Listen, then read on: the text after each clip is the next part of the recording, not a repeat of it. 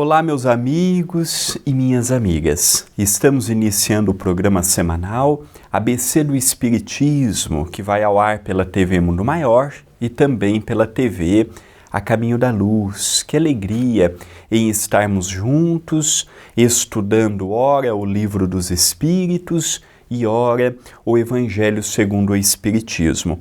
Hoje, para nossa alegria, começaremos, ou daremos continuidade, melhor dizendo, ao estudo do Livro dos Espíritos, em que Allan Kardec formulava as perguntas nos diversos grupos familiares que ele participava e a espiritualidade, de várias formas, vários tipos de mediunidades, por diferentes médiuns, nos respondiam às questões que hoje nós temos para as nossas meditações. Nós começamos algumas semanas atrás sobre o bem e o mal. É fundamental vermos essas questões para termos uma ideia do que é a bondade, do que é a maldade, o que é a luz e o que representam as trevas. Para não acharmos que é uma criação religiosa, para não acharmos que é uma continuidade do céu católico ou do inferno católico. Não, é a visão espírita sobre o bem e o mal. Continua Allan Kardec questionando na questão 636. O bem e o mal são absolutos para todos os homens? Resposta: a lei de Deus é a mesma para todos. Mas o mal depende, sobretudo, da vontade que se tenha de fazê-lo. O bem é sempre bem e o mal sempre mal, qualquer que seja a posição do homem. A diferença está no grau de responsabilidade. Olha que interessante quando nos fala que a lei de Deus, ela é a mesma para todos nós.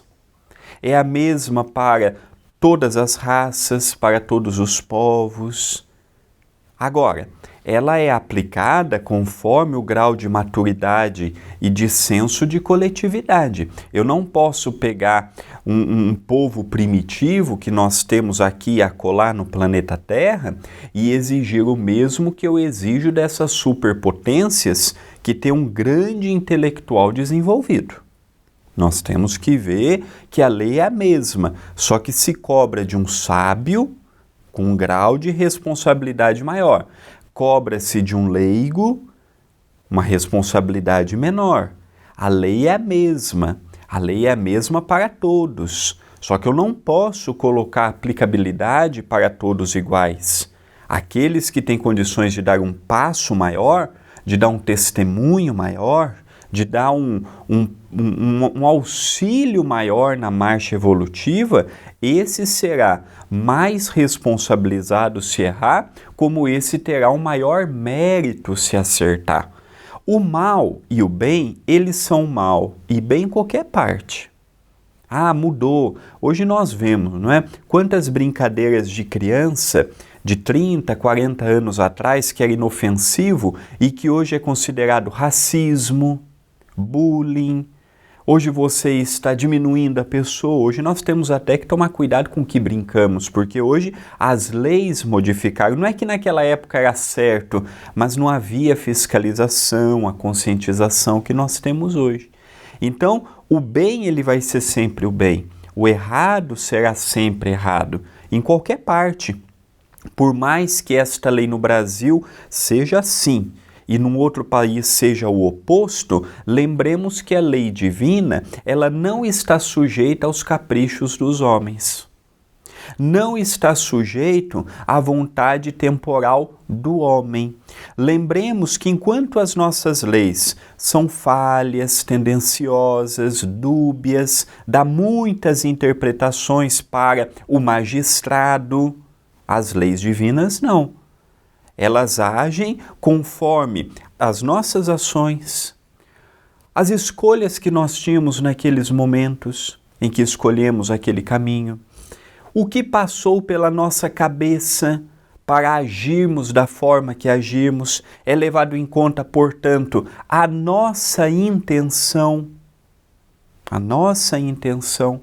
Então, falar de bondade e falar de maldade é muito difícil, porque nós estamos naquele grau evolutivo que ainda temos os dois muito presentes em nossas vidas. Os dois estão disputando espaço. Às vezes eu acordo bem, disposto, animado, o meu dia tende a ter mais bondade.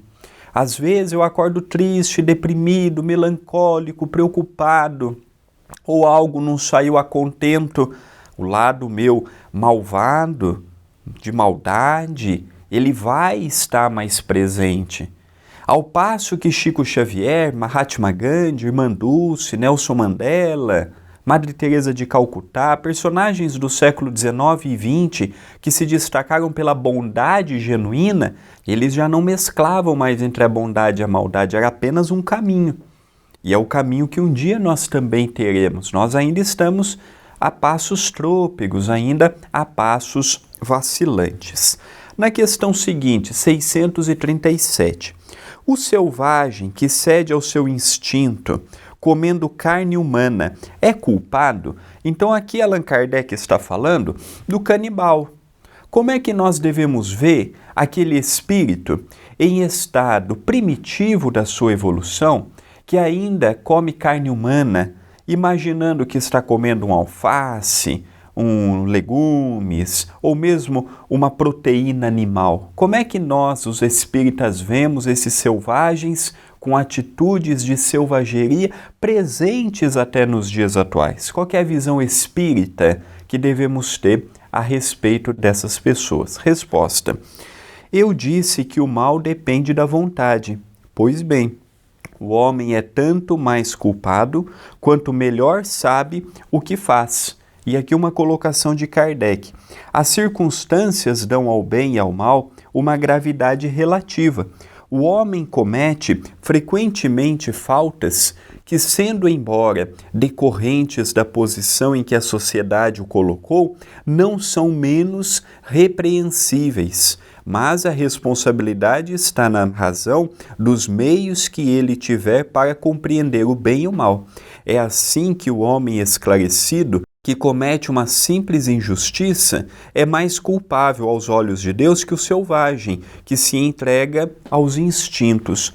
Olha que ideia fascinante que Allan Kardec e a espiritualidade amiga nos deixa, que o selvagem, quando ele comete uma atitude canibalista, de comer a carne humana, ele será sim responsável, mas ele será menos responsável do que uma pessoa que é dotada de inteligência e de discernimento do certo e do errado e que provoca a separação de um casal, a intriga, tumultua um coletivo, seja uma cidade, um estado, uma nação, que gera problemas para as religiões, que é fonte de intriga, fonte de inveja, fonte de maldade, que para Deus, aquele selvagem será penalizado por todos os seus atos, como todos nós somos penalizados, mas não se pode cobrar de um ignorante o comportamento de um sábio.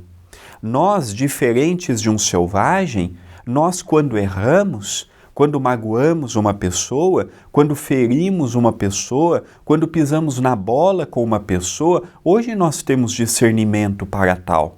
Nós não podemos mais voltar e falar assim, eu não sabia, eu não... Não, olha, já foi a época que nós podíamos agir assim. Hoje é que a maldade está muito presente mesmo no coração humano. A maldade, a perversidade, o que eu vou tirar de vantagem daqui ou dali. Então nós temos que observar que às vezes culpamos muito uma atitude de um selvagem e esquecemos de cobrar daqueles que andam muitas vezes bonito, com paletó, com gravata, que estão em altos postos do judiciário, da política, do empresariado e culpamos aqueles por uma atitude bárbara. Então nós temos que ver que para Deus muitas coisas estão em jogo e não se pode cobrar de um tolo o que infelizmente ele não tem condições para dar de testemunho. E a outra pergunta antes de pararmos para o intervalo para os amigos da TV Mundo Maior. 638. O mal parece algumas vezes ser frequente, da força das circunstâncias. Tal é, por exemplo, em certos casos, a necessidade de destruição, até mesmo do nosso semelhante. Pode-se dizer, então, que há infração à lei de Deus? Resposta: o mal não é menos mal por ser necessário, mas essa necessidade desaparece à medida que a alma se depura, passando de uma para outra existência. Então, se torna mais culpável quando comete, porque melhor o compreende. Então, tudo aqui, a base da maldade e da bondade, segundo a visão espírita, está nas intenções das atitudes que nós cometemos. Tem pessoas que falam assim: mas eu não tive outra escolha. Ou eu fazia, ou eu fazia. No nosso grau evolutivo não havia escolhas. Mas quando eu sou um espírito de uma ordem superior, há possibilidades que eu não enxergo. É fácil de entender. Quando eu estou na fase de criança, a minha percepção é bem limitada. O meu instinto, a minha reação, as minhas escolhas, eu ajo e penso como uma criança. Quando eu estou na adolescência, as minhas possibilidades já aumentam mais. E quando eu chego na plenitude da minha força física, aí eu tenho uma visão maior, mais abrangente, vendo alto, vendo embaixo, analisando a nossa situação. Nós, na escala evolutiva, estamos muito ainda na fase da criança e na fase da adolescência. Então é muito natural que nós falemos assim: eu não vi outra possibilidade. Eu não consegui enxergar outra coisa além do que eu fiz. Eu não consegui ver além do que eu fiz. É natural, é compreensível. É o nosso grau evolutivo ainda muito aquém de um homem maduro, de uma mulher madura, como foi Chico Xavier, espiritualmente falando.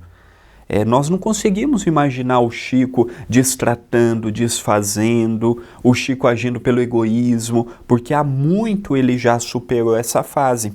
Então, conforme nós vamos crescendo na hierarquia espiritual, pelo comportamento, pelas escolhas e pela postura que nós temos mesmo no nosso dia a dia, é natural que o meu grau de visão ele se torne maior. Da mesma forma que vai acontecendo conforme eu vou aumentando as idades, eu vou tendo uma vida com mais, aqui não deu certo, olha, ali foi bacana, aquela fase me ajudou, então deixa eu tentar fazer algo parecido. Quando somos crianças, não, só vemos de um ângulo muitas vezes, ou de dois, e muito infantilizado é o que acontece ainda no nosso grau espiritual. É muito difícil essa dissensão de bondade, de maldade. Quando eu vi, é tão natural, já falei, já pensei, já agi.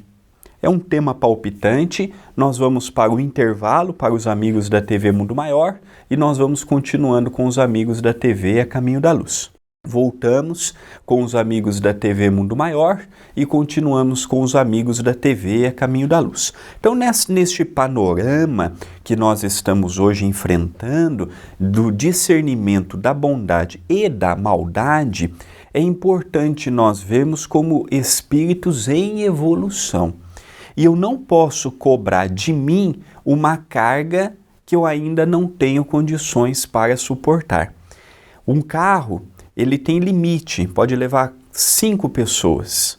Ou se é aquele carro que nós utilizamos para transportar alimentos, verduras, você pode levar até tantos quilos na carroceria. Então nós temos uma ideia.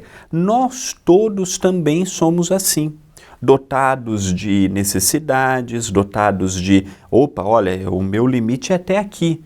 E quando eu tento ultrapassar o meu limite físico, o meu limite espiritual, se antes de eu atingir o meu limite, eu já tenho dificuldades muitas vezes para gerenciar uma existência, porque encarnar, assumir um corpo de carne não é fácil, imagina quando transborda o meu balde.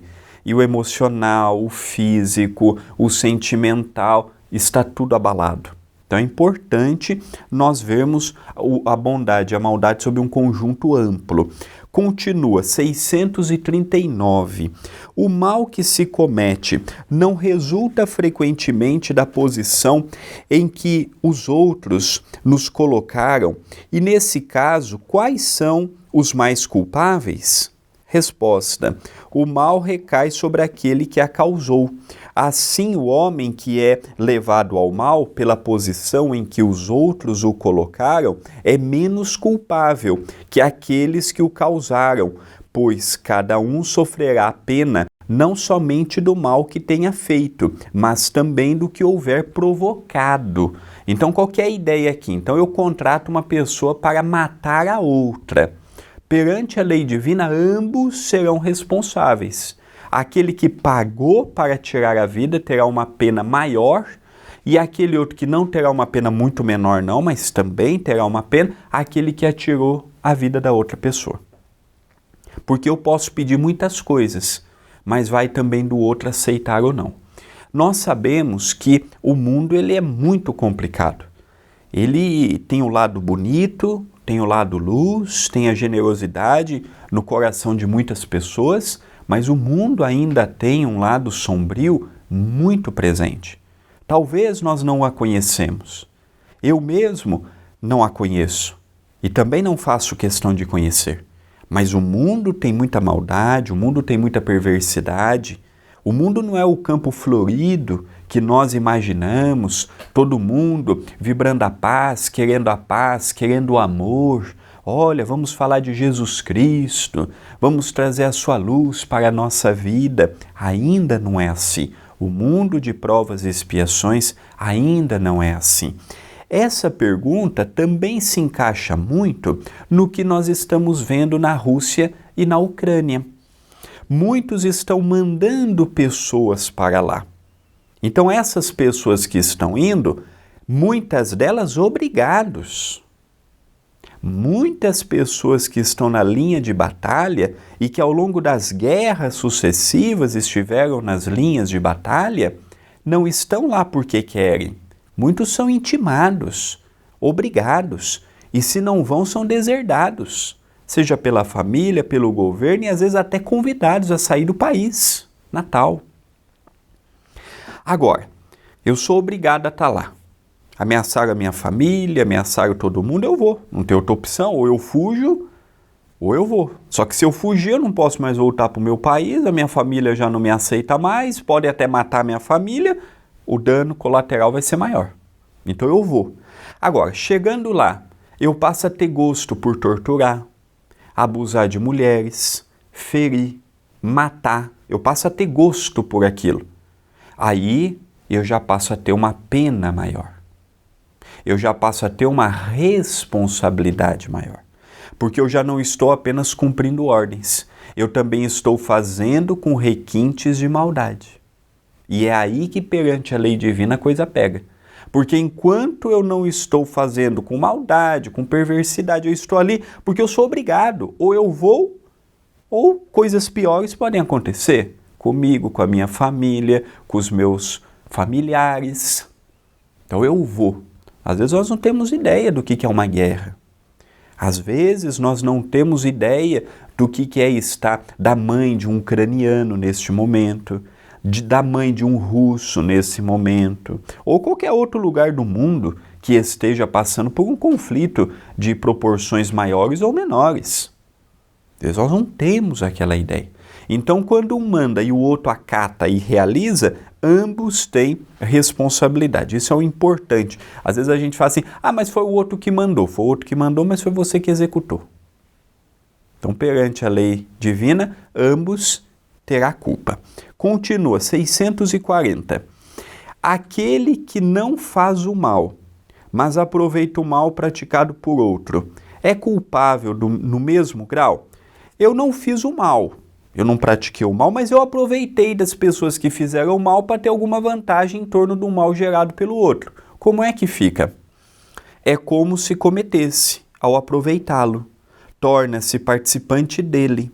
Talvez tivesse recuado diante da ação, mas se ao encontrá-la realizada, dele se serve. É porque a aprova e a teria praticado se pudesse ou se tivesse ousado. Olha que interessante a visão. Olha, se você está aproveitando de um mal gerado pelo outro, está se beneficiando dele, você está sendo conivente. Quando eu olho um crime e eu não denuncio aquele crime, eu sou um participante também dele, porque eu vi e não denunciei. Eu vi e eu fiquei quieto. Então eu também tenho participação pela minha omissão. Quando fazem o mal e daquele mal geram os frutos e eu me beneficio do mal cometido sabendo o que aconteceu, a espiritualidade fala, você é tão culpado e só não realizou porque não teve a oportunidade. Olha o grau de psicologia do livro dos Espíritos. Quando quem cala, consente. Quem viu, quem vivenciou, quem passou por aquilo, aceitou e calou, é conivente. Ah, André, mas é porque eu não tinha outra escolha. Volto a repetir. Não vamos entrar nesse caminho que não há escolha. Será que, se nós pegarmos os grandes homens e as grandes mulheres do mundo todo, que a vida toda foi pautada na justiça, na reteza, no amor, na retidão, é imaginável ser conivente com uma coisa bárbara? Isso é do nosso feitio ainda.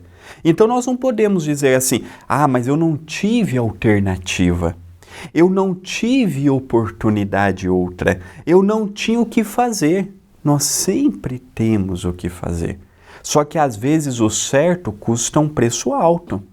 Às vezes o certo dá trabalho. Às vezes o certo é acompanhado de privação. Às vezes o certo é acompanhado de renúncia. E será que eu estou disposto a pagar o preço do certo? Não há aquele ditado difundido no Brasil, todo mundo faz, eu também faço? Sonega o imposto, eu também sonego? Compra sem nota, eu também compro? Desvio dinheiro de instituições, eu também desvio? Desvio dinheiro de merendas, de escola, de creches, de hospitais, eu também desvio?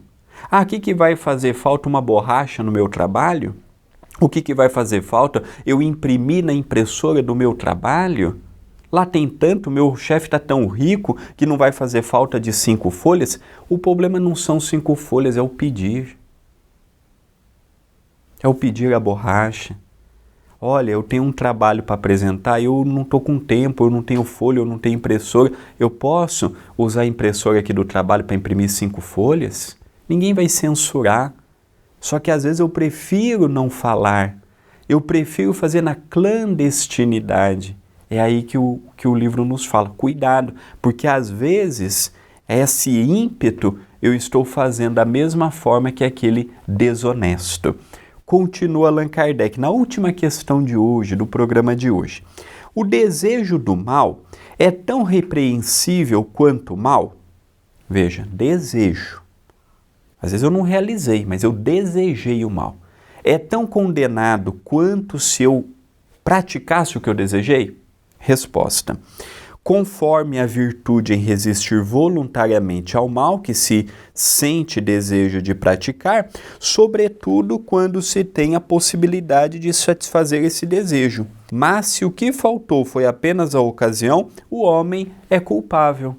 Então eu tive o desejo de falar, eu tive o desejo de quebrar o pau da barraca, eu tive o desejo de fazer, de pintar e bordar. Como é que fica perante a lei divina? Ora essa, é uma pergunta muito simples.